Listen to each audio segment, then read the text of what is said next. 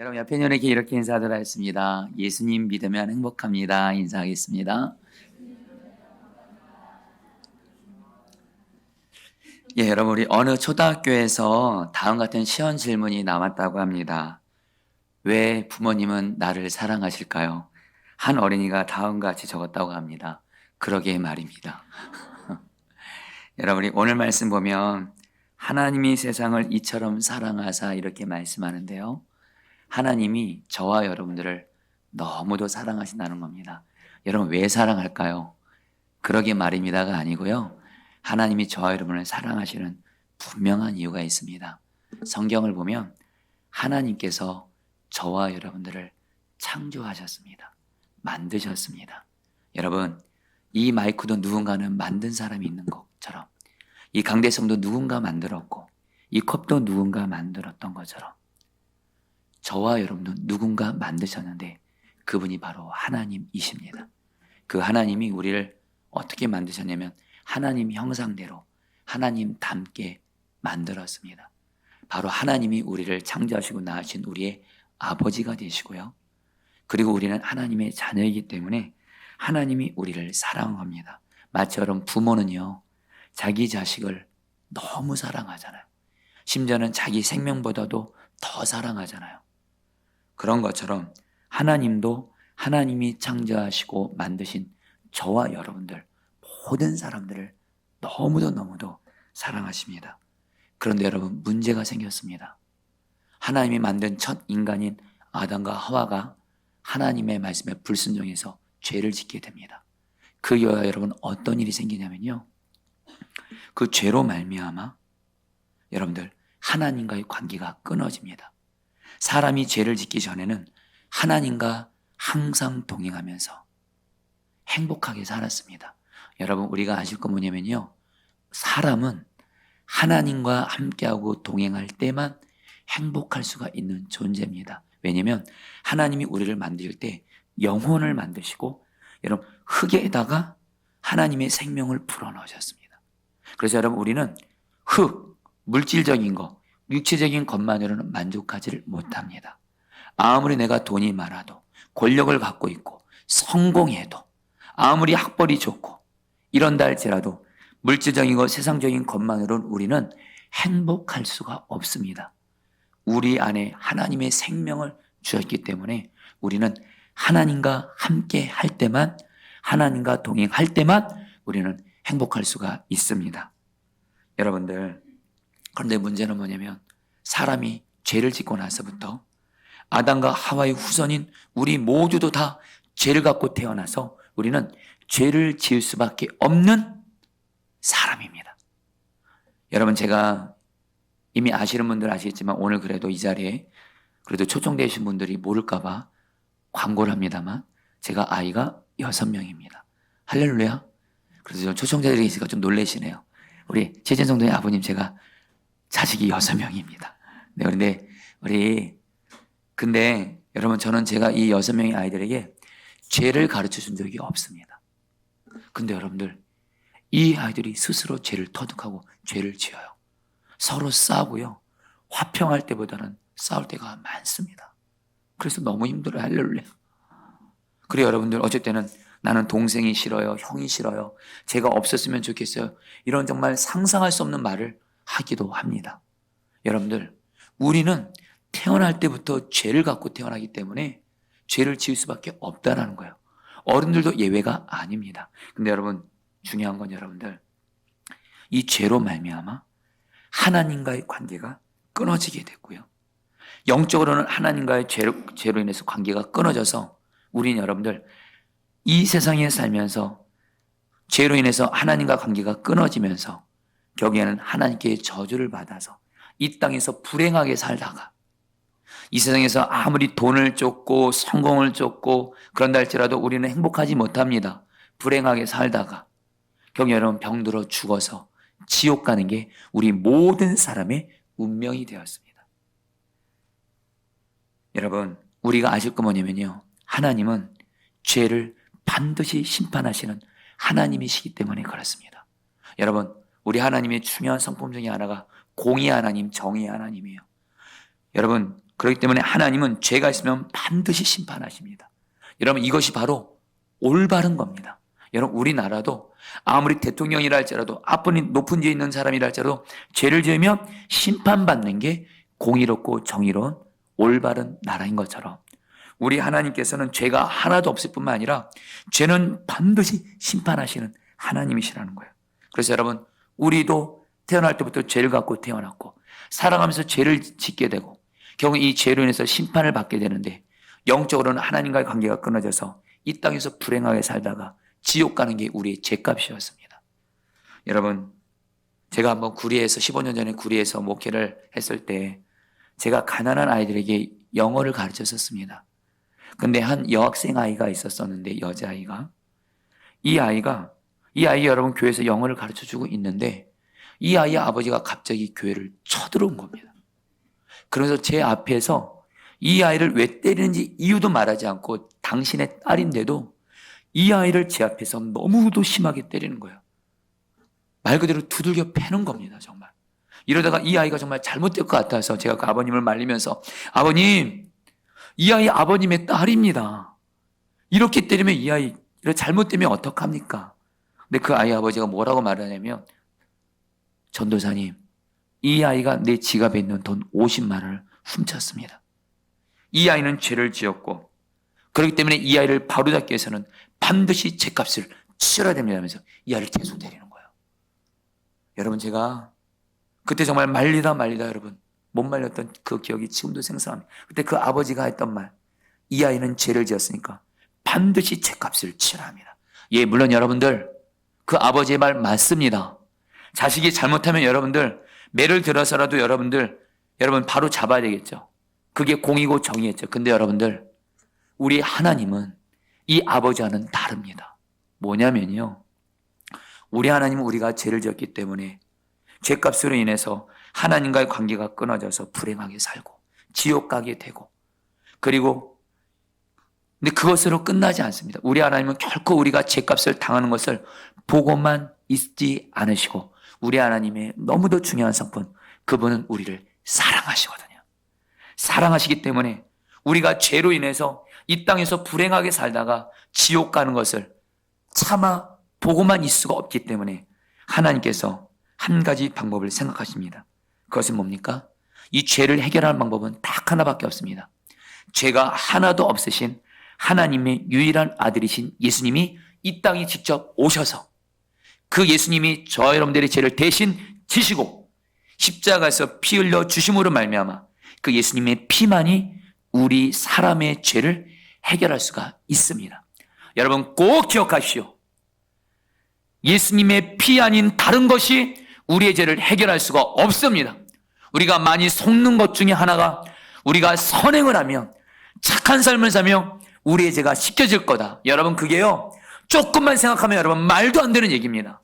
여러분 이미 지금 여러분들 우리나라의 뉴스 중에 가장 큰 화제 중에 하나가 여러분 화성 연쇄 살인 사건, 여러분 기억하시죠? 수많은 사람들을 계속 살해했던 그 사람이 여러분들 그 엄청난 죄를 지었는데 지금 내가 착한 일을 한다고 해서 내가 하고 있는 그 착한 일이 지난날의 모든 죄를 용서할 수가 없는 겁니다. 여러분 선행이 죄를 해결할 수가 없습니다. 오직 뭐예요? 예수님의 피 말고는 우리의 죄를 해결하는 방법 없습니다. 손에 때가 묻으면 비누로 씻듯이 머리에 때가 묻으면 샴푸로 씻듯이 우리에게 있는 죄는 오직 예수님의 피밖에는 씻지를 못합니다. 그래서 하나님 아버지께서 2000년 전에 당신의 아들 예수님을 사람의 몸으로 보내셨습니다. 왜요? 피를 흘리셔야 되기 때문에. 그리고 예수님이 여러분들 2000년 전에 오셔서 저와 여러분들의 죄를 대신 지시고 십자가에서 피 흘려심으로 우리의 죄를 깨끗하게 해결해 주셨습니다. 여러분 여기서 우리가 다시 한번 우리가 기억해야 될 것은 하나님 아버지가 저와 여러분들을 어느 정도 사랑하시냐면요, 하나밖에 없는 아들 예수님을 아낌없이 십자가에 죽게 할 정도로 저와 여러분들을 사랑하시는 걸 꼭 기억하셔야 됩니다. 이것이 엄청난 사랑이라는 거예요. 여러분 한 번은 유명한 예수님을 잘 믿는 연예인이 그런 간증을 하더라고요. 사람마다 사람이 가장 소중하게 여기는 것이 세 가지가 있다고 합니다. 3위는 바로 돈입니다. 사람이 돈을 중요하게 여겨요. 두 번째로 사람이 돈보다 더 중요하게 여기는 것이 있습니다. 자기 생명입니다. 그래서 자기 몸이 병들면 어떤 돈을 많이 쓰더라도 병을 고치려고 하죠. 근데 여러분, 사람이 자기 생명보다도 더 소중히 여기는 것이 있다고 합니다. 바로 자식입니다. 부모는 자기 자식을 위해서라면 돈, 생명 아깝지 않습니다. 여러분, 이거 들으시고 나는 우리한테 돈 쓰는 거 아까운데, 여러분, 이건 아닙니다. 여러분들, 정상적인 부모라면, 여러분, 부모의 정의가 뭐죠? 누구는 이렇게 말합니다. 자식을 위해서 죽을 수 있는 유일한 사람이라고 하잖아요. 근데 여러분들, 바로 하나님이 저 여러분들을 어느 정도 사랑하시냐면 하나밖에 없는 아들 예수님을 아낌없이 주실 정도로 저와 여러분을 사랑하신다는 겁니다. 여러분, 이미 제가 앞서 말씀드렸지만 저에게는 여러분 6명의 아이가 있는데, 여러분, 제가 아이가 4명 있을 때였습니다. 그때 4명이 다 아들이었는데, 여러분, 문제는 뭐냐면 저는 아이들이 4명인데 제 남동생 가정이 결혼한 지 수년이 지나도 아이가 안 생기는 겁니다. 그리고 병원에서는 제 남동생 부부가 아이를 낳을 수 없다는 진단까지 거의 받았어요. 여러분, 그런 가운데 어떤 어려움이 생기냐면, 명절 때 저희들이 이렇게 부모님을 찾아뵙잖아요. 그러면 저희 부모님은 제 아이들 4명을 보고 너무도 좋아하시는데, 문제는 제 남동생 부부가 아이가 1명도 없으니까 저희 부모님이 저희 손주들을 보고 좋아하시려고 하려다가도 제 남동생 부부가 옆에서 힘들어하고 심지어는 눈물까지 흘리는 모습을 보니까 우리 부모님이 너무도 여러분 중간에서 너무너무 힘들어 하시는 거예요. 그리고 저도 힘들었습니다. 여러분, 근데 한 번은 저희 어머니가 저에게 그런 말씀을 하시는 거예요. 제 남동생 부부가 도저히 아이를 못 낳을 것 같으니까, 정원아, 너는 아이가 4명이고 네 남동생은 아이가 1명도 없으니 너희 아이들 4명 중에 1명을 네 남동생 정일에게 주면 어떻겠냐, 이러시는 거예요. 근데 여러분, 제가 그 말을 진지하게 받아들였습니다. 여러분, 제가 참고로 우리 어머니 말씀에 순종하는 효자거든요. 할렐루야. 근데 여러분들, 제가 그래서 어느 아이를 줄까 정말 진지하게 생각을 해봤어요. 먼저 첫째 아들, 얘가 장남인데요, 저를 가장 많이 닮았어요. 거의 걸음걸이도 여러분 저랑 똑같아요. 얘는 못 주겠더라고요, 장남이기 때문에. 둘째요, 여러분, 얘가 그 당시에 얘는 학교에서 시험만 보면 100점 맞는 아이였습니다. 지금은 안 그래요. 근데 얘도 못 주겠어요.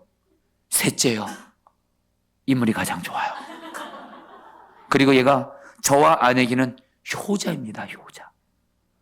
효자예요, 효자. 참고로 오늘 저희 넷째 아들 하영이가 대표기도 한다고 저희 나이가 동생 다 연습시켰습니다. 얘가 이런 효자, 얘도 못 주겠더라고요. 드디어 넷째 하영이, 그때 당시에 딸이 없던 저희 하영이는 아빠를 너무너무 사랑하는, 거의 나는 포도나무 얘는 가지 수준인 저를 너무도 사랑하는 아이였기 때문에 막내 얘도 못 주겠는 거예요. 순간 여러분, 격에는 1명도 안 주기로 결정했습니다. 근데 여러분, 그때 생각나는 게 뭐냐면, 제가 제 남동생을 정말 사랑하거든요. 근데 제 남동생을 해서 4명의 아들 중에 1명이라도 못 주겠는데 하나님 아버지가 생각이 나는 거예요. 하나님 아버지는 나를 어느 정도 사랑하시냐, 나를 죄에서 구원해 주기 위해서 하나밖에 없는 아들 예수님을 십자가에서 죽게 하실까지 나를 사랑하시는 하나님 아버지, 하나님이 나를 얼마나 사랑하시는 것이 여러분 이렇게 느껴지더라고요. 사랑 여러분, 하나님이 저 여러분들을 얼마나 사랑하세요? 예수님만큼 사랑하십니다. 그렇게 사랑하시는데, 그래서 여러분, 하나님이 예수님을 보내실 정도로, 여러분 아까 그 아이의 아버지, 이 아이는 죗값을 치러야 됩니다 하면서 때리기만 하는 그 아버지, 저는 그 아버지께서 자녀를 향한 사랑을 보지를 못했습니다. 그 순간만큼은. 그러나 우리 하나님 아버지에는 2가지가 있습니다. 공의 하나님이기 때문에 우리의 죄를 반드시 심판하셔야 돼요. 근데 그것이 결론이 아닙니다. 이 죄에서 구원해 주기 위해서, 이 죄에서 구원해 주지 않으면 우리는 이 세상에서 불행하게 살다가, 고통 가운데 살다가 결국 병들어 죽어서 지옥 가는 게 우리들의 인생의 운명인데, 하나님은 우리를 사랑하셔서 하나밖에 없는 아들 예수님을 2000년 전에 보내주시고, 그리고 그 예수님은 저 여러분들을 얼마나 사랑하시냐면, 우리에게 죄 문제가 해결되지 않고 있으면 이 죄 때문에 하나님과의 관계도 끊어져서 불행하고, 이 죄 때문에 지옥 가고, 그리고 이 죄 때문에 모든 고통과 저주와 질병이 왔거든요. 예수님이 이 죄를, 저 여러분이 있는 이 죄를 대신 지시고 당신이 십자가에서 흘리시고 피를 흘리심으로 저 여러분들을 살리신 줄 믿습니다. 여러분, 제가 우리 저희 셋째 아이 나이가 갓난아기 2살 때 일입니다. 그때 우리나라에 신종플루가 유행했습니다. 근데 신종플루가 여러분들 갓난 아기들에게 걸리면 치명적이었습니다. 특별히 여러분 2살짜리 아이가 뉴스를 봤는데 플루를 걸려서 실제로 죽었어요.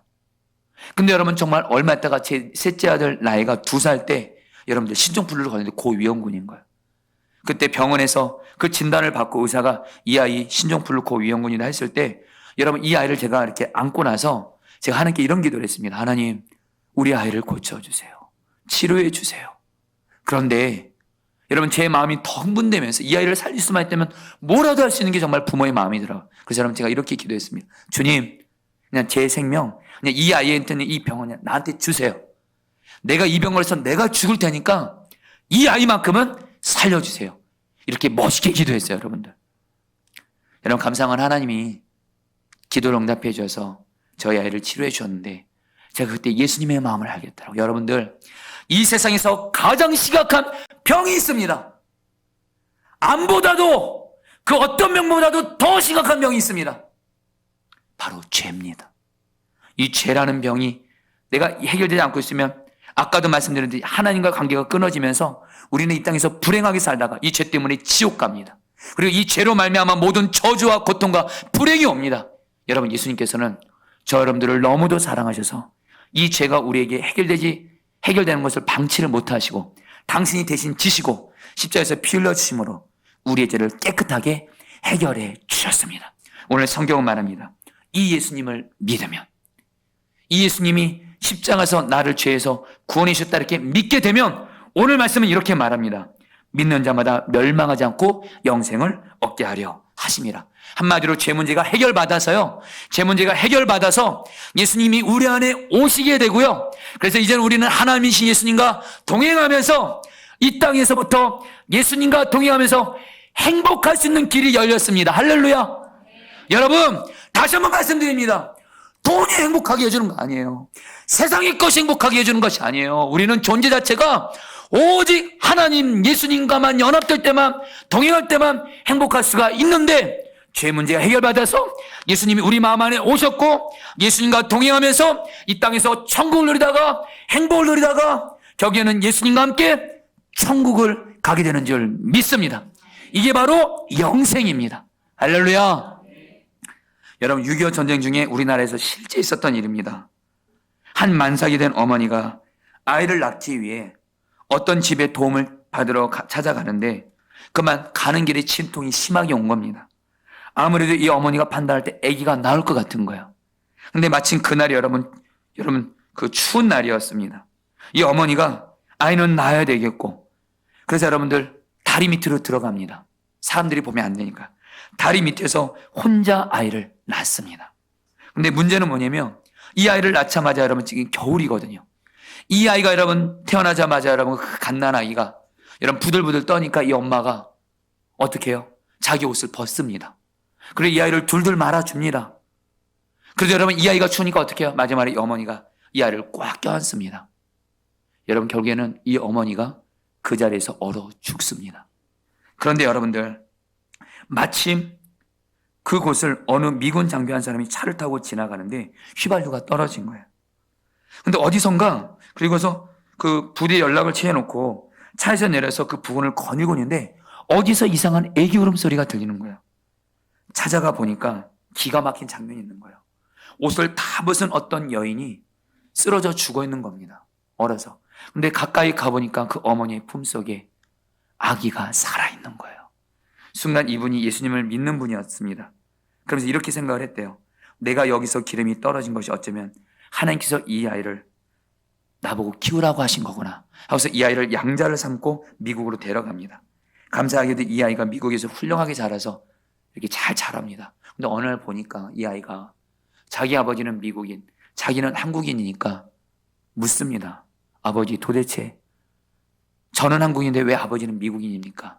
이때 이 아버지가 드디어 이 아이에게 어느 정도 자랐으니까요, 자기를 위해서 죽은 어머니에 대해서 얘기를 해줍니다. 이 아이가 그 말을 듣고 이제 성년이 됐으니까 다시 한국으로 옵니다. 그리고 그 어머니가 얼어 죽었던 곳에 그때 그 미군 장교가 무덤을 만들었는데 그 무덤에서 어머니 무덤 앞에서 이 성년을 자란 이 아이가 갑자기 자기 옷을 벗습니다. 그래서 무덤에다가 놓으면서 이렇게 말했다고 합니다. 어머니, 얼마나 추우셨어요. 그때 얼마나 추우셨어요. 나를 사랑하고 나를 살리기 위해 어머니가 그런 희생을 치르셨군요 하면서 이렇게 울었다는 얘기가 여러분 실제로 여러분 실화로 있습니다. 여러분 제가 이걸 보면서 예수님이 생각이 나는 거예요. 저와 여러분도 죄 때문에 죽을 수밖에 없었습니다. 지옥 갈 수밖에 없었습니다. 근데 하나님께서는 저와 여러분들의 죄를 그대로 둘 수 없게 예수님을 아낌없이 보내주셨고, 예수님은 저와 여러분들의 그 죄를 보시고 당신이 그 죄를 대신 지시고 십자가에서 피 흘려심으로 우리의 죄를 깨끗이 해결해 주심으로 예수님은 죽고 저와 여러분들은 살리신 줄 믿습니다. 여러분, 이 예수님을 나의 구주요 나의 주님으로 믿으시기를 주의 이름으로 축복합니다. 여러분, 그러면 어떤 복이 임하냐?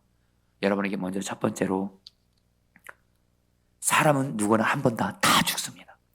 여기 있는 모든 분들 다 공통점이 있습니다. 특별히 혹시나 지난 한 주간 세상이 전부인 줄 알고 세상에 빠져서 사신 분이 한 분이었다면 잘 들으시기 바랍니다. 이 세상이 전부가 아닙니다. 사람은 누구나 죽으면 하나님 앞에 서게 됩니다. 하나님 앞에 서게 되는데 천국이 있고 지옥이 있습니다. 예수님을 믿고 죄 문제 해결받은 사람은 예수님이 내 안에 오십니다. 그래서 죄가 해결받았기 때문에 그 사람은 예수님 때문에 의인이 되어 천국 가게 됩니다. 그러나 예수님을 믿지 않으면 내가 아무리 착한 일을 많이 하고 아무리 세상에서 어떤 성공을 했다 할지라도 예수 믿지 않으면 지옥입니다. 이유는 죄 문제 해결되지 않았기 때문입니다. 사랑하는 여러분, 우리가 예수 믿고 받는 최고 축복 중에 하나는 이 세상이 다하는 날 우리는 눈물도 슬픔도 고통도 없는 예수님과 완전한 동행을 하는 천국을 가게 되는 영생의 복, 이것이 최고인 줄 믿습니다. 여러분, 저는 장례식장 갈 때마다, 목사로서 장례식장 갈 때마다 늘 깨닫는 것이 있습니다. 최고의 복이 뭔가? 장례식 앞에서 그 사람이 돈을 많이 벌었고 세상에서 얼마나 사업에 성공했고 학벌이 어떻고 전혀 의미가 없습니다. 예수 믿으면 천국이고 안 믿으면 지옥입니다. 여러분, 예수 믿고 영생 얻는 복, 이것이 최고의 복인지를 아시기를 축복합니다. 여러분, 옛날 로마에 작은 대학 하나가 있는데 이 대학교 표가, 정문 입구에 쓰여진 표가 참 기가 막힙니다. 그리고 그 다음에는 이런 표예요. 이것은 그 대학 설립한 사람이 의도가 있었습니다. 이것은 바로 청년 때로 올라갑니다. 대학 설립자가 청년 때, 이 사람이 법학 공부를 청년 때 하고 싶은 거예요. 그런데 돈이 없는 가난한 고학생이었습니다. 그래서 장학금을 얻기 위해서 어떻게 해야 되나 하는 중에 마치 어떤 정보를 듣게 됩니다. 자기가 사는 마을에 어떤 어려운 학생들에게 장학금을 준다는, 예수님을 잘 믿는 어떤 부인이 있다는 얘기를 듣게 됩니다. 그래서 그 부인을 찾아갑니다. 그 부인에게 찾아가서 이렇게 말합니다. 부인, 저에게 장학금을 주시면 제가 정말 그 장학금으로 열심히 공부해서 훌륭한 사람이 될 테니 저에게 장학금을 주시면 감사하겠습니다. 그러니까 이 부인이 이렇게 말합니다. 그러면 제가 묻는 질문에 끝까지 대답하시면 드리겠습니다. 이런 거예요. 그래요. 그럼 물어보세요. 이 부인이 묻습니다. 그러면 제가 드린 장학금을 가지고 뭐 하실 겁니까? 네, 그 장학금 가지고 이번 학기부터 대학교에 등록해서 법학 공부를 열심히 할 겁니다. 그리고 그 다음에는요. 법학 공부를 열심히 해서 저는 제 꿈이었던 법률가가 될 것입니다. 부인이 묻습니다. 그리고 그 다음에는요. 저도 그런 법률가가 돼서 성공해서 돈도 많이 벌고 명예도 쌓은 다음에 불안한 환경에서 공부하는 사람들을 돕고 부인처럼 어려운 학생들을 도와주는 사람이 될 것입니다. 이 또 묻습니다. 이 부인이. 그리고 그 다음에는 저도 결혼해서 자식을 낳겠죠. 또 묻습니다. 이 부인이. 그리고 그 다음에는요. 그 다음엔 늙겠죠. 부인이 묻습니다. 그리고 그 다음에는요. 늙으면 언젠가 죽겠죠. 이 부인이 마지막으로 묻습니다. 그리고 그 다음에는요. 그래서 그때 순간 이 청년이 대답을 못하고, 글쎄요, 저는 이 세상밖에는 생각 안 했습니다. 이렇게 말을 하는 거예요. 그때 이 부인이 호통을 쳤다고 합니다. 정년, 죽음 이후의 삶을 준비하지 않은 사람에게 나는 장학금을 줄 수가 없습니다. 이렇게 말한 거예요. 여느 순간 이 청년이 예수님을 안 믿은 청년이었습니다. 근데 이 청년이 순간 그 부인의 그 질문, 그리고 그 다음에는 보니까 자기는 세상밖에 생각 안 했어요. 죽고 나서 오를 생각 안 했는데 그 순간 죽음 이후도 준비해야 될 거라는 마음의 생각을 갖게 되는 겁니다. 결국은 이 청년이 예수님을 나의 구주 주님으로 믿게 됩니다. 그리고 나서 장학금을 받게 되고 그 장학금으로 열심히 공부해서 실제로 성공합니다. 대학교까지 설립합니다.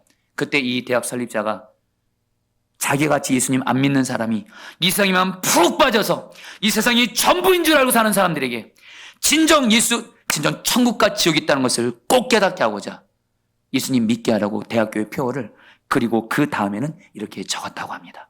사랑하는 여러분, 여기 있는 모든 분들은 다 예수님을 나의 구주 주님으로 믿음으로 말미암아 이 세상 다음의 삶을 천국 가게 되기를 축복합니다. 그래서 마지막으로 한 가지 더요. 여러분, 예수님 믿으면 우리는 죽어서만 천국 가는 것이 아닙니다. 예수님과 동행하면 여러분 진정한 천국의 의미는요, 이런 뜻이 있습니다. 예수님과 동행하면서 예수님의 다스림을 받는 것이 천국인데, 천국을 천국되게 하셔서 예수님이 지금 저와 여러분들 예수님을 믿는 사람들 안에 마음에 계십니다.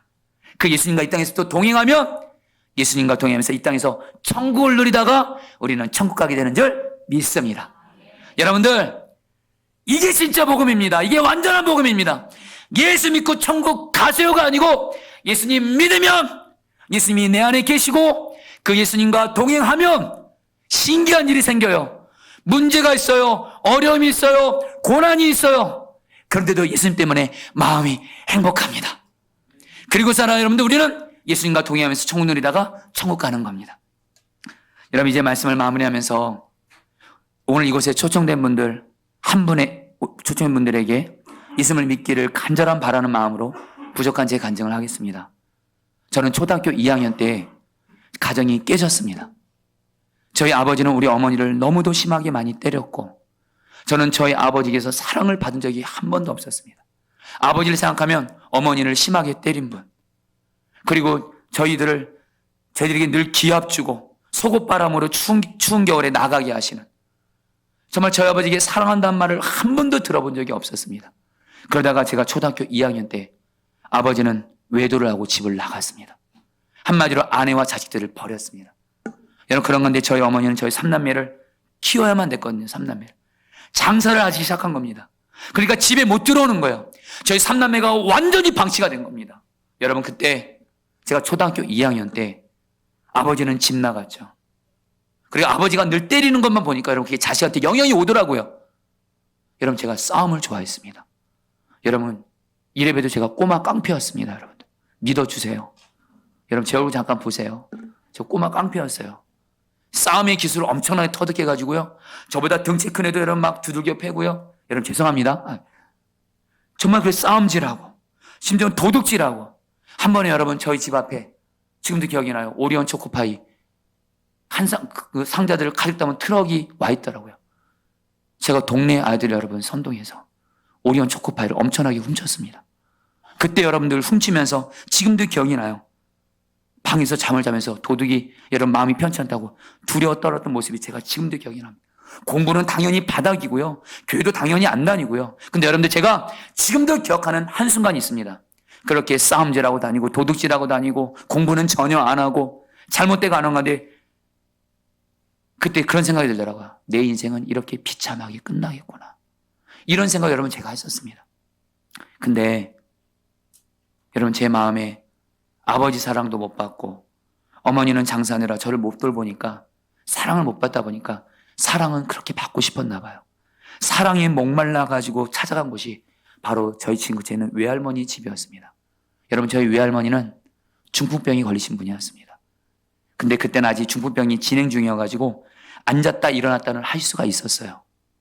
근데 우리 외할머니가, 제가 딱 가니까 외할머니가 누워있거나 앉아 계시면 제가 오면은 너무도 좋아하시는 거예요. 너무도 좋아하시면서 저를 사랑으로 받아주더라고요. 그리고 저는 제가 우리 외할머니 보면서 이해가 안 되는 것이 있었어요. 그때 어렸을 때지만 우리 외할머니는 자식들 중에 사랑하는 자녀 2명을 떠나보냈습니다. 첫째 아들, 둘째 딸을 떠나보냈어요. 인생의 우환이 너무도 많았는데 우리 외할머니는 신기해요. 예수님 때문에 얼굴이 행복했어요.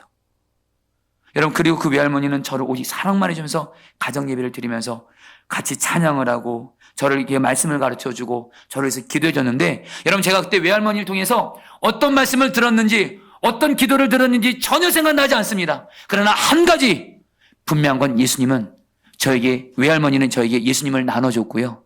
정원아, 예수님 믿어야 돼. 하나님은 살아계셔. 하나님이 너를 돌봐주실 거야. 그 저를 위해서 기도해주고 오직 사랑만 해주시고 예배 끝나고 나면 항상 잘했다고 하면서 호떡 10개 사 먹으라고 500원을 항상 주셨습니다.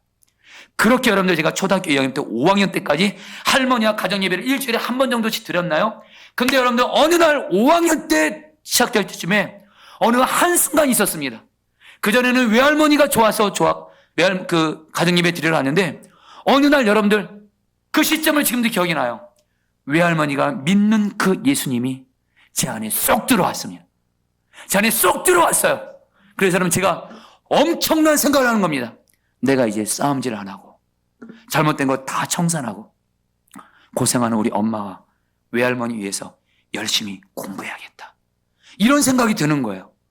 여러분, 그리고 나서 여러분 정말 놀라운 거, 제가 평생 안 해본 예습을 하기 시작합니다.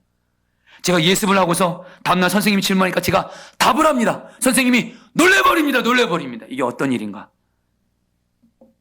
그러면서 여러분들, 제가 공부에 취미를 갖게 되고, 그래서 제가 주님께 기도했어요. 주님, 제가 공부를 완전히 손놨기 때문에 저를 도와주세요. 주님이 공부를 가르치던 사람을 붙여주시고, 결국에는 하나님께서 공부의 길을 열어주셔서 여러분 중학교 가가지고 우등상을 타게 된 거예요. 여러분 별로 놀라지도 않으시네요. 저희 아버지가 놀라셔서 여러분들 중학교 졸업식장 때 찾아오셨습니다. 여러분, 집 나간 아버지가 고등학생 때도 우등상을 타고, 근데 우등상을 타면 제가 제일 먼저 달려가는 곳이 있습니다. 외할머니에게 달려갑니다. 그럼 여러분, 이제 우리 외할머니는 이제 말을 못 하시게 됐어요. 마비가 입술까지 와가지고.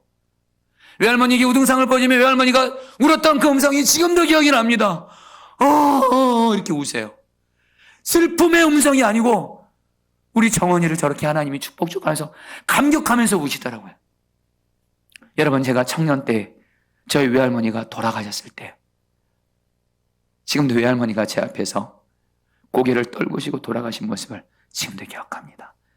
그때 가장 많이 울면서, 이 외할머니가 전한 예수님 때문에 여러분, 제가 비참했던 제가, 소망 없던 제가 여러분들 예수 믿고 만나게 돼서 이렇게 변화됐고, 외할머니에게 너무도 고맙다고 감사하다고 이렇게 했어요.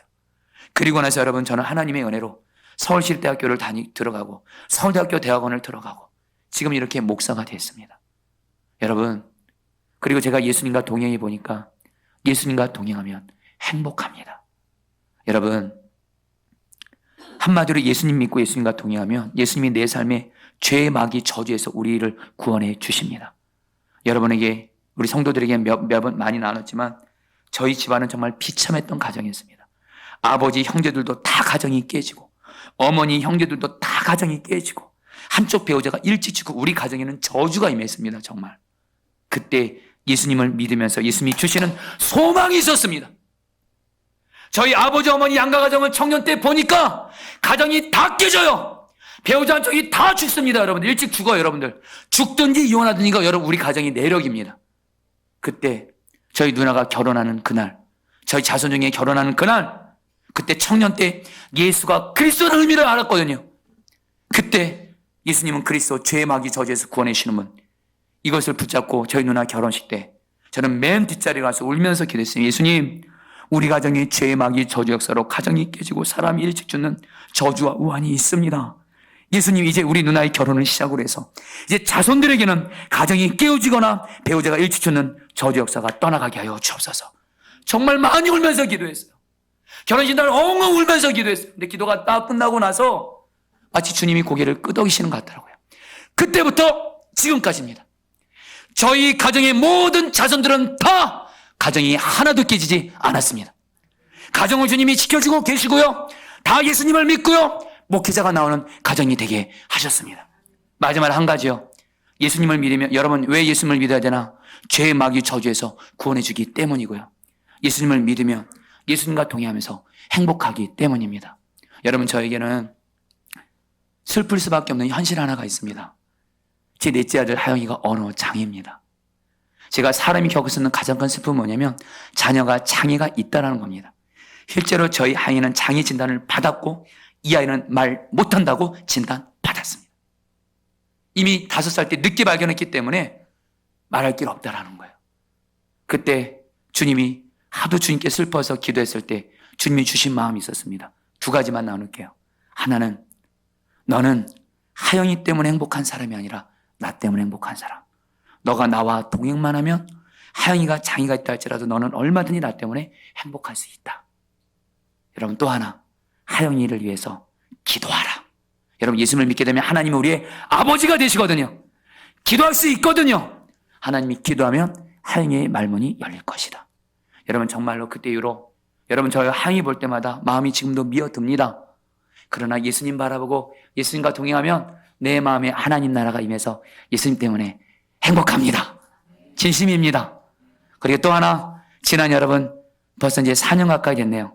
이제 하영이를 위해서 여러분 기도해가지고 첫 해는 드디어 하영이면서 아빠라는 말이 터지고, 둘째는 여러분 문장이 나오고, 여러분 이제는 여러분들 말문이 거의 터져서, 참고로 오늘은 여러분들 특별한 날입니다.